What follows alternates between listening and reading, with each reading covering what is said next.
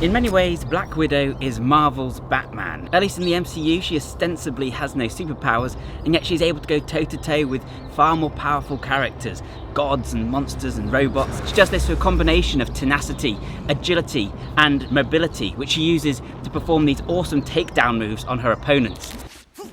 Oh my God! And the really interesting thing about Black Widow is that there is some in-universe explanation as to why she's able to do these things. Her training by the Red Room incorporated a lot of ballet training, and as we're going to see, ballet actually has a lot of useful secrets that many of us can benefit from, even if we have no interest in dance.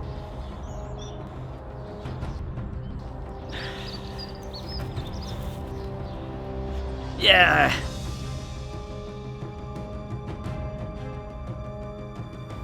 So that's the point. Using Black Widow as inspiration for a more mobile, agile and nimble form of training. If all you've ever focused on is strength and explosiveness, you may be surprised at just how useful a little poise, balance and mobility can be. This type of training can take your performance to the next level, and it's something few of us have explored.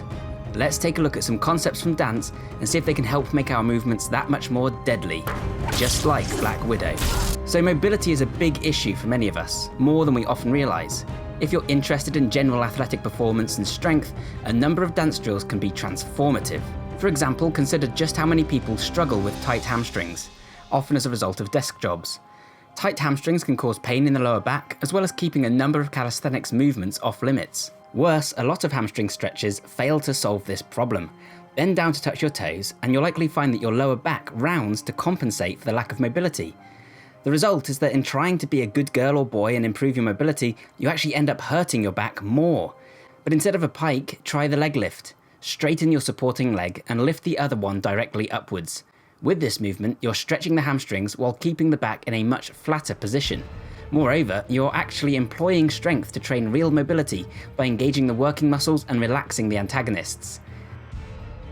This is what mobility really boils down to: control over your nervous system and awareness of the entire body.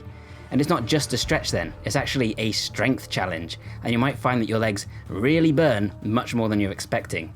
And nowhere is this kind of training more effective than in barre class. So barre class is training against a bar for ballet-focused control and mobility. A lot of this involves supporting your weight ever so slightly on a bar, hence the name, while performing a range of leg extensions, lateral and forwards lifts with control. In many cases, you'll then draw tiny circles with the extended legs for 30 seconds, reverse direction and place back down. One big focus in barre training, and that applies to a lot of movements, whether it's a leg lift or something like a plie, is pelvis control. And this is once again a really underutilized aspect of strength and performance.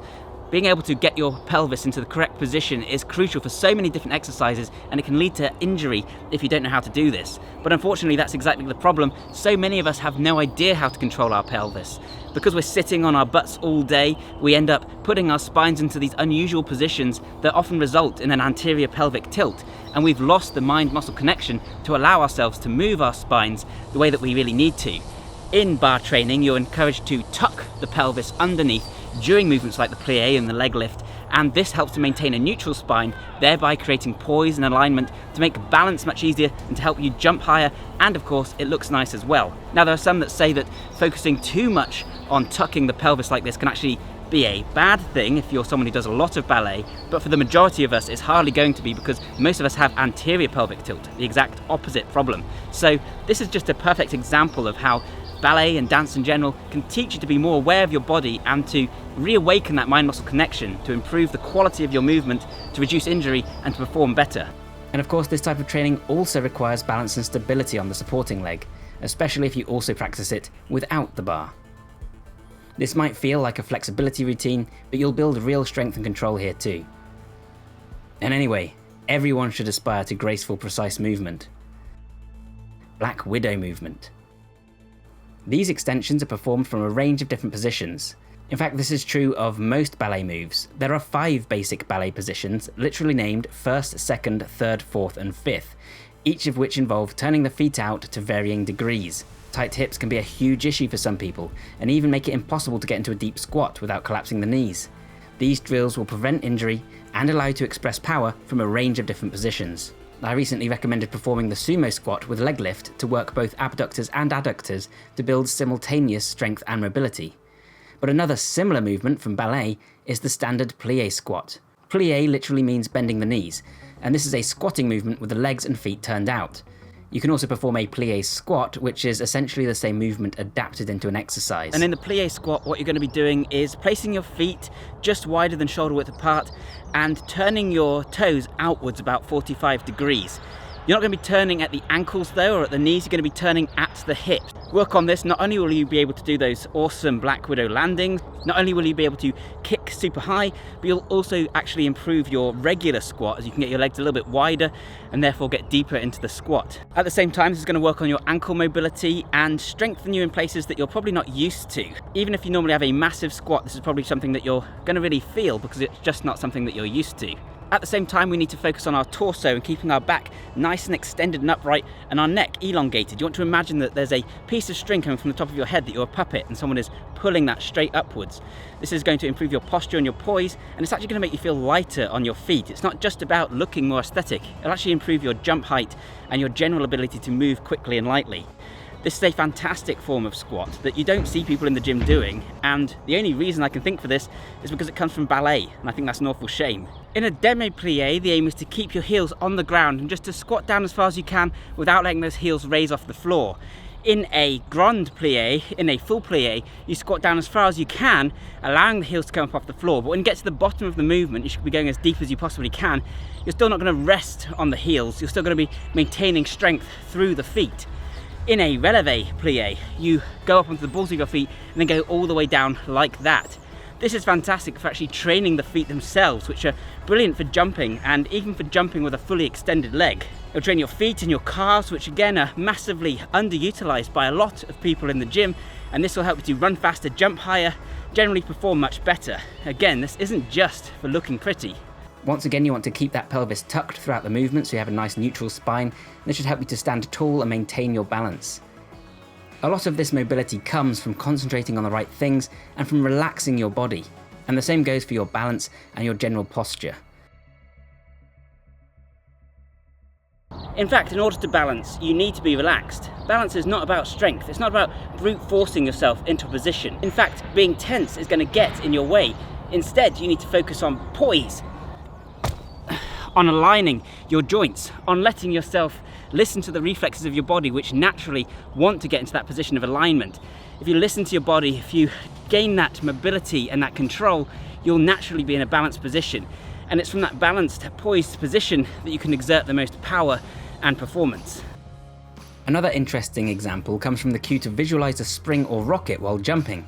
Using this simple visualization technique, studies show that dancers can actually increase their vertical jump. I believe this works like a form of chunking for the working memory. Imagine throwing a punch and trying to remember everything you've been taught.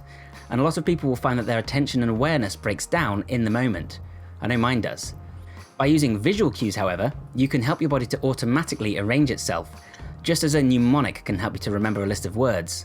All this speaks to the real power of a dancer, the ability to coordinate every part of the body around one central goal.